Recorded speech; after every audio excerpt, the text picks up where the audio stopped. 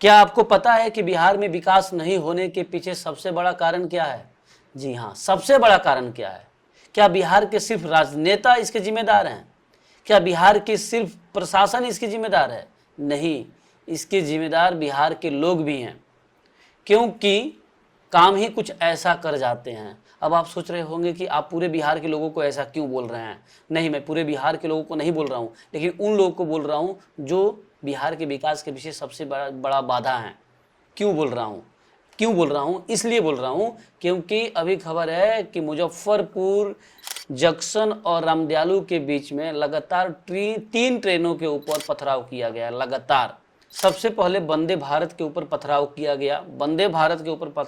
गया, उसका शीशा टूट गया।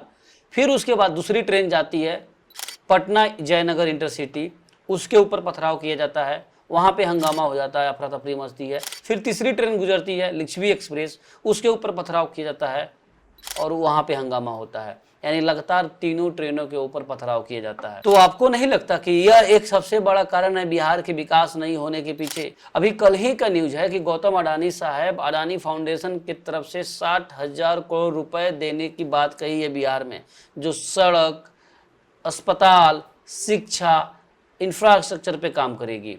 और वहाँ बिहार के सारण में उन्होंने आई हॉस्पिटल भी खोल दिया। अब बिहार के प्रोग्रेस में बिहार के लोगों के लिए बहुत बड़ा यह काम था, लेकिन आज खबर आती है कि ट्रेन पे पथराव किया जाता है। अगर इस तरह की हरकत होगी तो भाई कौन आएगा बिहार में? कहीं पे भाई अब तो खबर आने लगा है कि लाइट भी कटने लगी है। अब लाइट कटती है, अपराधी घुसता है और गोली मार देता है, मतलब ब्लैकआउट किया जाता है। और पटना में जब ब्लैकआउट हो रहा है तो अपराधी घुस रहा है और गोली धन चला रहा है। क्या चल रहा है? बिजली, जो लगता था कि भाई नीतीश बाबू ने, नीतीश चाचा ने क्या काम किया है, गजब का काम किया है, वो बिजली अब कटने लगी है। और ये जो सारे कारण है बिहार के विकास में बाधा बन रहे हैं, ये जो पथराव हुआ है, इससे बिहार बदनाम होता है। और सबसे बड़ी बात है कि पुलिस इसके बारे में अभी पता कर रही है, उसको पता भी नहीं चल पाया कि हुआ क्या है या कौन किया है।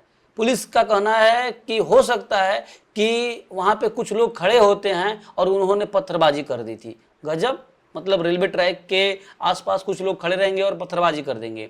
कुछ लोगों का अनुमान है कि वहाँ पे बच्चे खेल रहे थे और उन्होंने पत्थरबाजी कर दिया। लगातार 3 ट्रेन पे कुछ लोग खड़े हैं, पत्थरबाजी कर देते हैं, जो मतलब ऐसे ही रेलवे ट्रैक के बाहर खड़े होते हैं। ऐसा कोई असामाजिक तत्व तो अभी तक मिला नहीं इनको। अगर बच्चे ही हैं रेलवे ट्रैक के बगल में खेल रहे हैं तो क्या यह खेलना वहाँ पे सही है? अगर कुछ लोग वहाँ पे खड़े ही हैं जो रेलवे ट्रैक के पे टहलने जा रहे हैं, वह पत्थरबाजी कर देते हैं, तो क्या यह सही है? क्योंकि यह 2 कारण यहाँ पे मेंशन किया गया कि हो सकता है। अभी कोई असामाजिक तत्व के बारे में पता नहीं चला। तो आपको नहीं लगता कि यह बिहार के विकास में बाधा है? मुजफ्फरपुर जैसे सिटी के अंदर लगातार 3 ट्रेनों के ऊपर पथराव किया जाता है। वाह, यही है हमारा बिहार। और इसीलिए तो हम हर जगह नाम कर रहे हैं। हम भूल चुके हैं कि भाई हम क्या हैं, हम बिहारी गर्व हैं। कल गौतम अडानी साहब आकर बोल देते हैं कि बिहारी होना गर्व की बात है, भाई लोग ताली बजाते हैं, वाह, क्योंकि गौतम अडानी साहब ने कहा है बिहारी होना गर्व की बात है। क्या यही बिहारी होना गर्व की बात है कि आप गर्व से किसी ट्रेन के ऊपर पत्थर चला दो, किसी का सर फोड़ दो, शीशा फोड़ दो? क्या कहेंगे आप?